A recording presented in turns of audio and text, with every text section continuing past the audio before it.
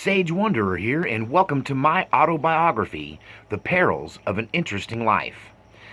In my last episode, I talked about the very beginnings of my relationship with Stacy's mom, and the resulting year and a half or so relationship was scandalous. It's one of the reasons I think that it can't be a coincidence that Stacy's mom has got it going on by Fountains of Wayne. Um, you know, wasn't in some way inspired by my situation. It could just be a coincidence, right? But the relationship I had with Stacy's mom was one that at a time when that was not done. Older women did not engage in relationships with, still teenage boys. It just, it was before the teacher ran away with the young student. Was it Caternum? Caternum? I don't remember her name, but I think, was the first one to do that with a minor. Now, I was not a minor.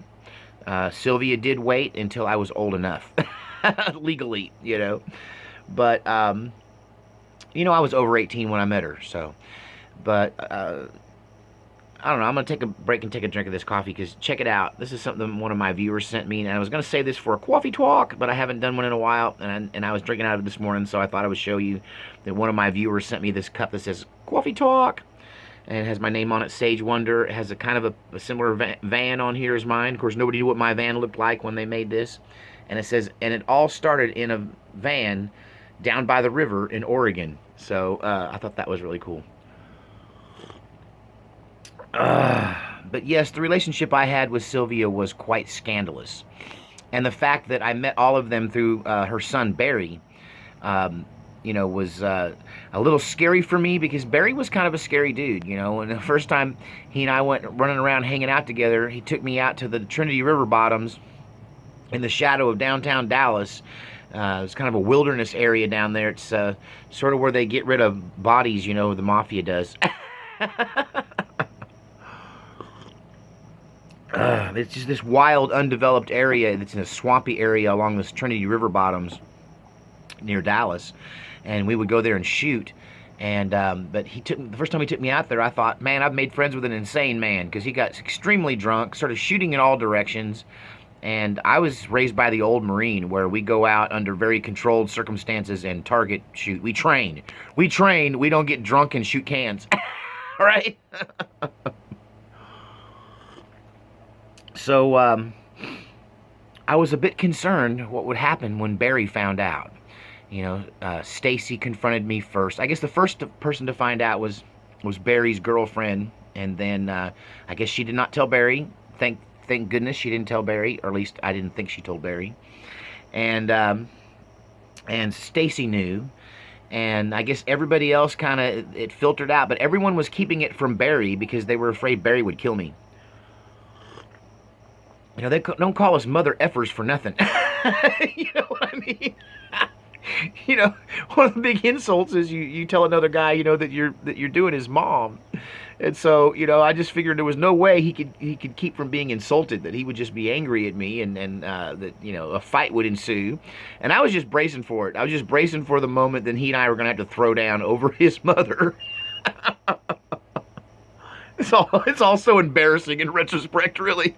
As a 51-year-old guy telling these stories, sometimes I embarrass myself talking about the folly of my youth.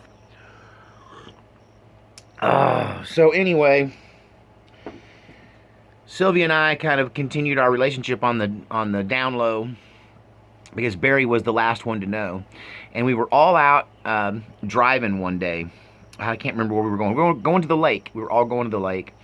And I guess I was in the back seat of Sylvia's car, and I had Sylvia on one side and Barry's girlfriend on the other, and then Stacy was up front in the front seat.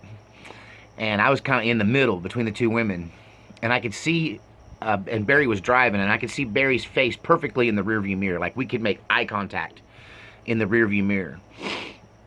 And we're on our way, I think, to Grapevine Lake, and we're on a back country road, and he starts driving really fast and really erratic, and the women start complaining. What are you doing, Barry? Slow down, calm down. What are you doing? Why are you driving so crazy? And You know, he's coming around corners sideways. He's drifting, and everybody's just hanging on as this guy's driving crazy and erratic. And it was not unusual for him to do that, but as far as we could tell, he hadn't even started drinking yet. And he was a notorious drunk driver. I can't believe he never got a DUI. Like, the guy never got a DUI. I'd seen him drunk driving when he couldn't stand up, when he couldn't articulate with his words, but he could still drive a vehicle. But anyway, yeah, he started driving all crazy and drifting around corners, and all the women are complaining, and they're yelling at him to stop, and he pulls out on a straightaway, and he just opens it up to about 100 miles an hour, and everybody's just like, ah, and he looks up in the rearview mirror at me right in the eye, and I'm just looking at him like, Barry, have you lost your mind? Why are you acting like this? And he goes, so you're doing my mom, huh? And the whole car went silent. Like, okay, he's gonna kill us all because he's mad at Sage. And he said, why didn't you just tell me, man? Why couldn't you be upfront about it? Why was I the last one to know? And all the women are making excuses. Look, Barry, just now calm down. Just calm down, you know. And I said, look, man, I didn't plan it. It just happened. And he kind of leans over and he looks at his mom through the same, rear view mirror and catches her eye. And he looks back at me and he goes, well, from what I can hear, you're making her pretty happy. And he starts slowing down. And he goes, I think what you did was a crappy thing to do to me. But on the other hand, I want my mom to be happy. And if she's happy, I guess I'm going to have to just deal with it. I guess I just got to deal with it. And that was kind of the end of it, you know. He and I, when we got to where we were going, he kind of calmed down, and I shook his hand and hugged his neck and said, look, man, it's family. It's just all in the family, right? We're family. And, but, I guess Barry was okay with it until he wasn't. You'll find out about that at the end of this, of either this episode or the next one. So the relationship between me and Sylvia carried on now in the open. Once Barry was aware of it, we became open about our relationship. Now, Sylvia had been a very successful, corporate lady. I think I talked about that in the previous video, how she'd been a buyer for a major construction company. And so she had lived down in Houston, and all of this occurred in the Dallas-Fort Worth Metroplex, our relationship. But she had friends down in Houston, and so she didn't really know anybody around Dallas except through her kids. So our circle of friends were fine with it. I began later to find out she was hiding it from her greater circle of friends and greater family and people that she knew down in Houston. That would come into play later at the end of this story. But, we traveled together. We went and we did things together. She taught me how to uncork a bottle of wine. She taught me how to pay for dinner. She taught me how to treat a lady right, how to go out on a date. I mean, I was just a kid. I didn't know how to do any of that, you know. My idea of a date was getting a six-pack of beer and going to the lake, you know. So, as much as my family tried to paint this as, some kind of child abuse, like she was some kind of pedophile, and I talked about in the last video how maybe, she might have been manipulating me and taking advantage of me, but at the same time, I got so much from the relationship that she really, really finished off my training and as to be a man. And she taught me how to do a lot of things that I was not taught to do, as far as, how to take care of a household and paying bills and buying cars, and she taught me a lot of stuff. Hats off to Sylvia, it was a good education. But the reaction amongst our circle of friends was mixed. Some people were like, okay, Sylvia, you go, girl. Good on you for landing a young, handsome, talented boy. But others were turned off by it. There was one guy in particular, and so this guy, I'm trying to remember his name. What's his name? I always do these videos early in the morning before my brain kicks off too much. I'm still half asleep drinking coffee. It'll come to me when I drink my coffee. Oh, gosh, I cannot remember this guy's name. It'll come to me. Anyway, he was 28, so he was about almost 10 years older than me. But, he was one of those guys that looked like he was 40 already. And he was about 6'4", so he was a big guy. And he had a big round belly, so he was carrying some extra weight.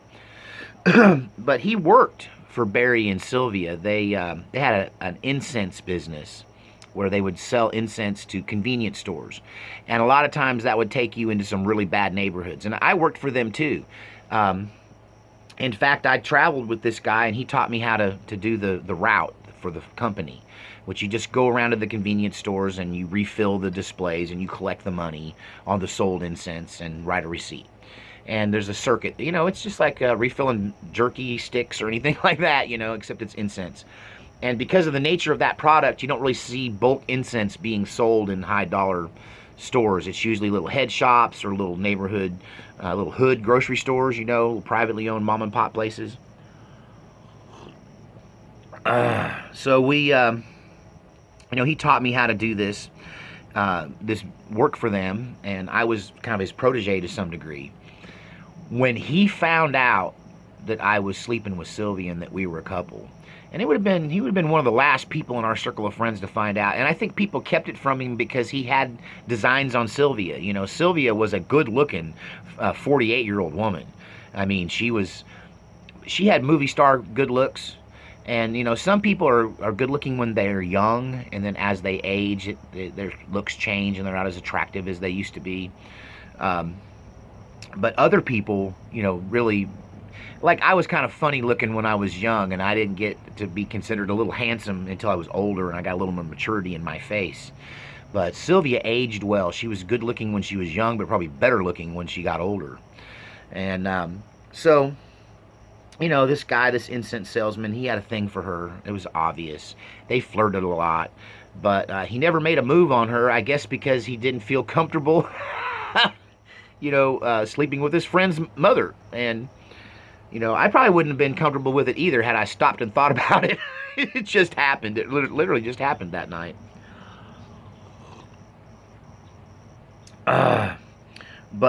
So he didn't make the move on her, and I think that's part of what made him mad, is that he was trying to work up his courage to make a move on her, and here's this young kid outdid him, And so he copped an immediate attitude. I think within a few days of finding out about it, the next weekend after he found out about me and Sylvia, he got seriously drunk. And I can't remember this guy's name, so we're just going to call him Alan. So Alan gets really upset, and he gets really drunk. And he comes over to me and Sylvia's house, because by then I'm living with, I talked about this in the last video, I was living with Sylvia and Stacy, and sleeping in Sylvia's bedroom as an open couple. And he came over to our house on a early winter night, just late fall, early winter, and we were all sitting around the fire. Several people were there. Lots of people from the company were there. We were just all hanging out. And he comes in pretty drunk, comes in, flops down. And he says a few snarky things before he just turns to me and basically just kind of verbally attacks me. He's like, man, I don't know, what people around here seeing you. I think you're a blankety blank, this and that. And he's cussing me out. And he goes, and if you think you can come in here and do this sleep with the daughter thing and sleep with the mother thing, you're wrong. And he starts coming at me from across the room. And Barry stands up, and I don't even stand up. I'm still sitting down. I got Stacy on one side, and I got Sylvia on my arm on the other, and I'm just staring at him. I'm just laying on the couch like, you're a fool. And I figured I could, we'll change his name back to Richard. That was his name. His name was Richard. Why did I forget his name? So it's not Alan, it's Richard. So I turned to Richard, and I'm like, I just figured I could take him. I always thought I could take him. He and I had wrestled a couple times, horsed around, and I thought I could take him, But the thing is, everybody was scared of Richard because he carried a pistol in his back pocket with the grip sticking out. He carried a snub-nosed Smith & Wesson .38 Special in his hip pocket of his jeans with the butt sticking out at a time when carrying a gun was illegal. Carrying a handgun was illegal across the board in the state of Texas unless you were law enforcement. A lot of people think everyone could legally carry guns in Texas, but that didn't happen until they got the concealed handgun license. You could legally carry a long gun in Texas back then, in your car or whatever. But to have a pistol on your person was in violation of a law that had been in place since the 1880s in the whole state of Texas. So he was in violation of law carrying this gun openly, and nobody messed with him back then because even though that was against the law, it was selectively enforced. You know, I remember hearing a story where a police officer told me that he pulled a woman over and, you know, she was being real snarky and mean and to him and being kind of a jerk to him.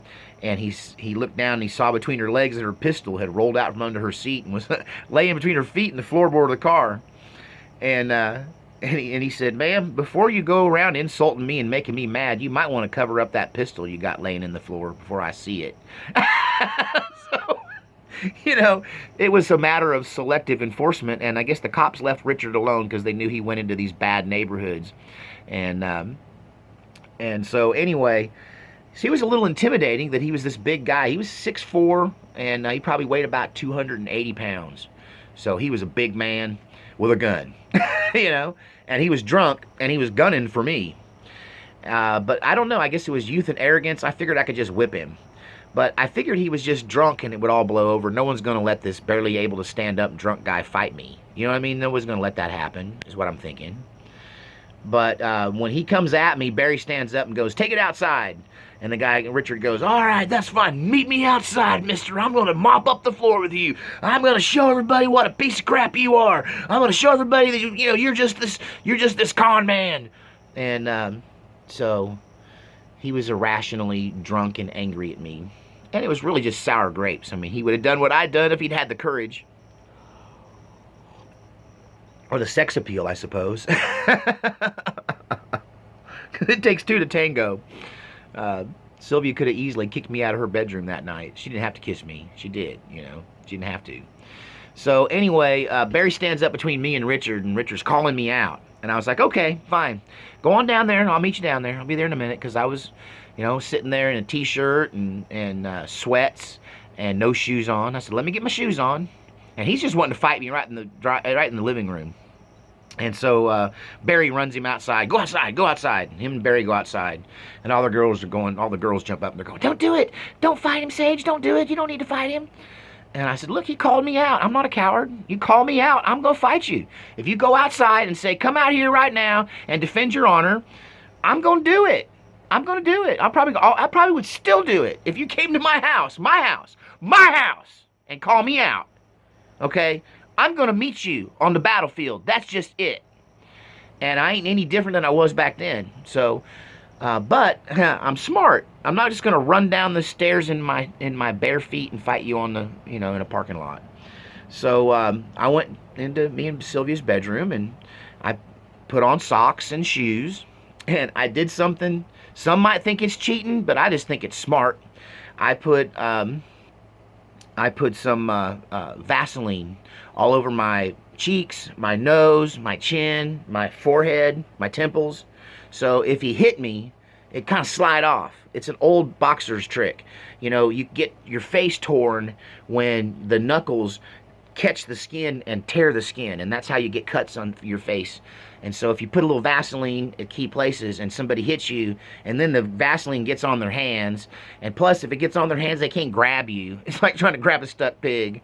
So I went ahead and put some Vaseline on my face and around both wrists, and in case he tried to grab my arm, you know, and slip right off, and then bam. So I don't mind getting the edge with with a little help. He called me out. I had time to go down. I had time to take my time and go down there. So I did. I took my time, and everyone thought, oh, he's just stalling. He's not going down there. But I was going down there. So I come down the stairs, and Richard's still pacing in the parking lot, right? And he's with a buddy, and this buddy's got the engine running for him, and he's sitting in the car. And I think Barry's trying to convince him just to leave, you know. But when I come down the stairs, he looks surprised. Like he thought enough time had passed that I wasn't actually going to come down there. And I think really by this time his buddy had convinced him that this was a stupid idea. And he had the car door open and he was kind of trying to leave. And when I come down the stairs, I said, where are you going? You called me out. You leaving, you coward? Where the hell you think you're going? And he kind of looked trapped. Like, oh gosh, okay, I guess I'm going to have to follow through with this, you know. So he's calling me names, and he's calling me this con man and a gigolo, and he's calling me, you know, an MFer. And he's just basically impugning my manhood and my dignity. And it's traditional fighting words, So I come up to the door and he's kind of standing behind the door of the truck. He's got the truck door open, passenger door, and he's kind of standing there behind the passenger door, and he's yelling stuff at me. And I'm like, come out from behind the door and say that. Come step over here. Come step up to me. Because he's really got the door between me and him, and the windows rolled down, and he's kind of yelling at between the door, and he's using the door as a barrier. And so I just front snap kick the door, wham, and slam him in the door. And he's shocked. He doesn't know that, I started it. I started it by slamming him in the door. So I kick the door again. This time I leave a head-sized dent in the door and smash, and it's his pickup, because this other guy's his designated driver, because he was really drunk. And his friend's yelling, just get in the car, Richard. Just get in the truck, Richard. Get in the truck. Richard, get in the truck. Richard, stop it. Get in the truck. And I kick the door a third time, and then Richard has no choice but to follow through with his threats, and he comes out at me. And I thought, my first instinct was, what a coward. What a coward, because the very first thing he does is try to kick me in the gonads, right? He tries to kick me below the belt. And of course, I'm a martial artist, so I'm used to that attack. That's like lesson 1. How do you prevent somebody from kicking you below the belt? So when he tries, I just block, and then he's surprisingly quick for a guy so big. And he come at me again. He tried to kick me 3 times consecutively, and I blocked all 3 times. And then when he kind of came in at me again, I hit him with a left jab, and that kind of rung his bell. And he looked at me like, how'd you hit me? And so I hit him again with the same left hand, because if they didn't figure out how you hit him the first time, hit him a second time. If they look surprised when you hit them till they stop looking surprised with the exact same move. Learned that one from Bruce Lee. One time, he hit a guy 8 times with the same consecutive jab. And he explained it in detail, that the first time you hit them, they're surprised. And the second time you hit them, now they get it, but they think, surely he's not going to hit me a third time. So you hit him a third time. And then they're thinking, surely now he's hit me a third time, he's going to hit me with a different, hand or a different kick or some other move. But since they're thinking that, hit him a 4th time. And then they're thinking, there's no way he's going to hit me 5th time. That's a little Bruce Lee story for you there. But so I hit him with this left. He looked surprised, so I hit him with the left again. And then he shakes it off, and he's no longer surprised as much as he's panicked. Right now he's panicked. He's like, okay, this kid's so fast, he can hit me, and I can't stop him. I tried to kick him below the belt and cheat, and he blocked that. So he just drops his head like a bull and takes that 260 some odd pounds and 6'5" frame, and he throws it against me. And at the time, I was probably 6 foot. I might have been 5'11". I did some growing after that in my early 20s. So I was probably about 5'11", and I weighed probably about 160 pounds. So, not quite half the weight I am now, but I was young and wiry. I was not the big, heavy guy I am now. And so he was panicked. He was thinking, this guy is going to get me. So he drops his head like a bull, and he throws that 265 pounds straight at me. And I already decided I'm not letting this beast get a hold of me. I'm not letting him get his hands on me, right? And so I was wearing a T-shirt, and he got a hold of my T-shirt, but he couldn't get a hold of me. And we rolled on the ground, and I came up on both feet, and he was still on the ground. And he had a piece of my T-shirt in his hand, and the rest of the shirt was kind of hanging on me. And I pulled a dramatic move just for intimidation purposes, and the shirt was already trashed anyway. So I grabbed it, and I did the Incredible Hulk thing, and I went, "Ah!" And I ripped my shirt off like that, and I threw it at him. And I said, "Get up, you piece of crap, let's go." So he rolled up, and he got up, and I proceeded to just jab and tap and circle and jab and tap and circle until his face was a bloody mess. And I kept kicking him in the upper, because that's the thing. He told me he was going to kick my, excuse my French here, he was going to kick my butt. I'm just going to say butt. There's no reason to cuss. He's going to kick my butt, right? And I've always been weird. If you threaten to do something to me, and then we end up tussling over it, I'm going to do to you in excessive ways what you threatened to do to me. So if you threaten to make me eat dirt, I'm going to make you eat dirt. If you threaten to punch me in the face, I'm going to punch you in the face repeatedly if you draw me into the fight. If you threaten to kick my butt, you may not be able to walk for a couple of days. So I started a Muay Thai thigh kick a little high and catching him right at the seat of his pants. So literally kicking him in the butt. So it's like left jab, make him circle right, left, left, left, make him circle right, right kick right into his hip. Boom! Man, you could hear it. You could hear it. People are coming out of their houses in this fight, because between the yelling and the women screaming and the sound of me thumping him, and the car door was loud when I kicked it, you know. There's people coming out, and I know the cops are probably on their way. And I figure I got maybe 10, 15 minutes to deal with this guy and disappear before the police get there. And so I'm jabbing him and then Muay Thai kicking him in the butt. Jab, kicking the butt, jab, kicking the butt, jab, kicking the butt. And then he grabs his leg and he starts to hobble. And I realize I've jacked up the hamstring. I got his hamstring all swelled up and cramping. And so he decides it's time to listen to his friend who's yelling, "Richard, get in the truck! Richard, get in the truck! Get in the truck, Richard!"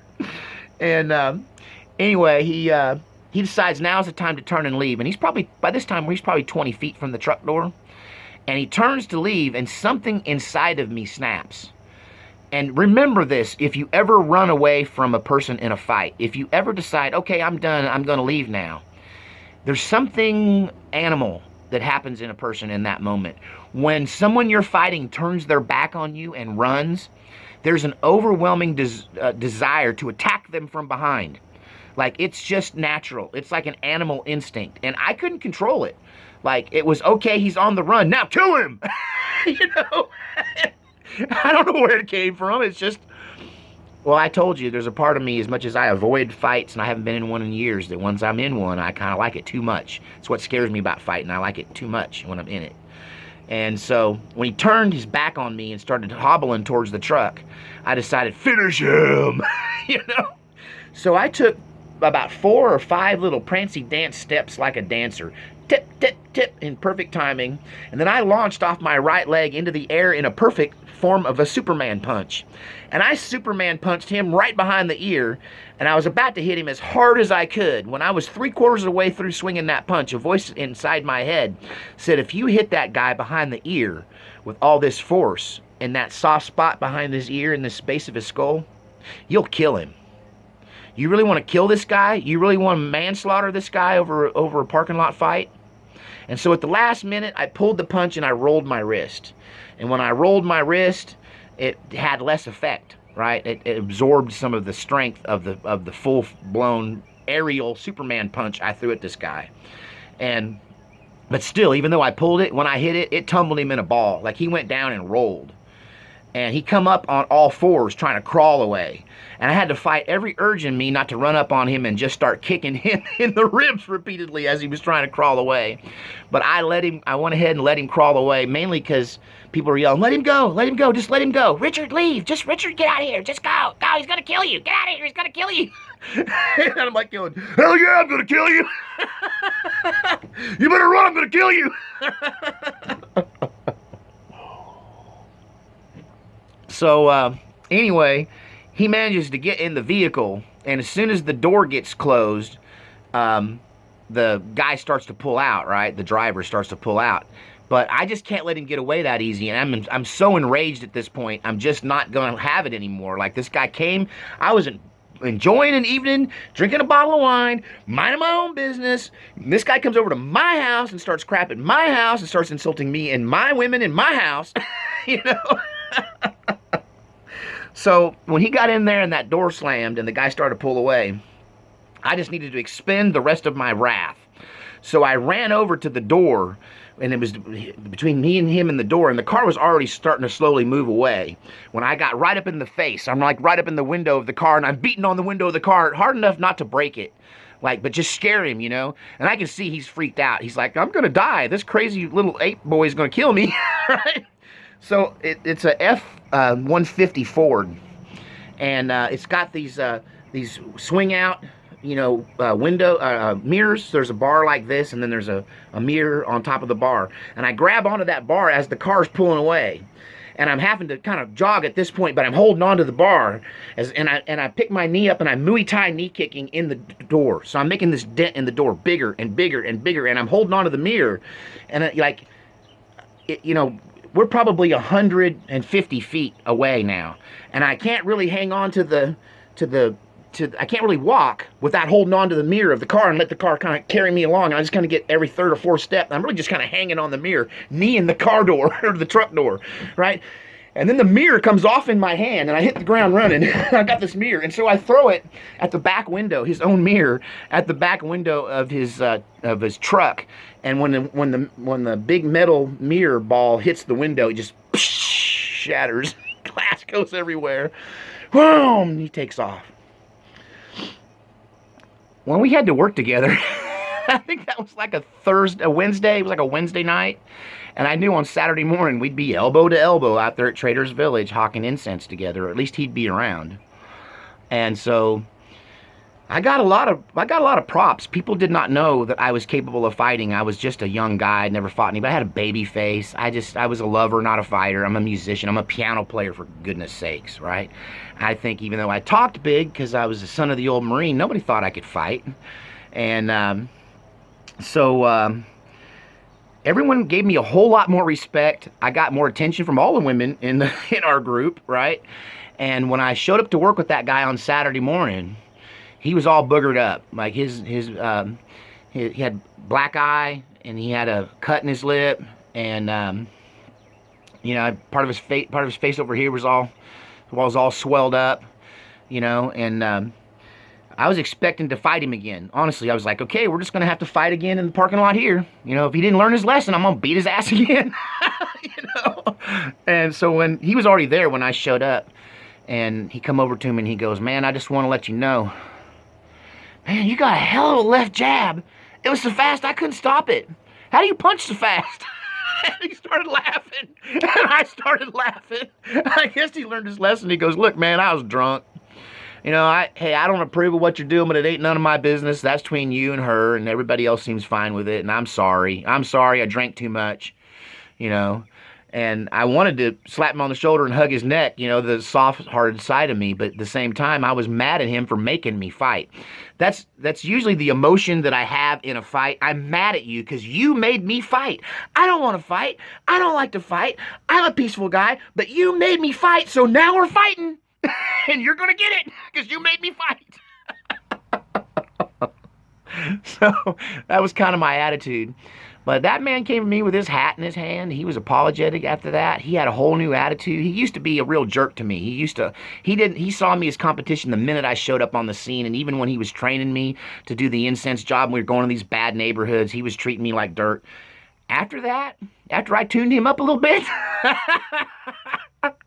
he and I got along a whole lot better after that. And I will say that I got a certain amount of joy and satisfaction out of seeing his boogered up pickup truck roll around there with one mirror missing and the back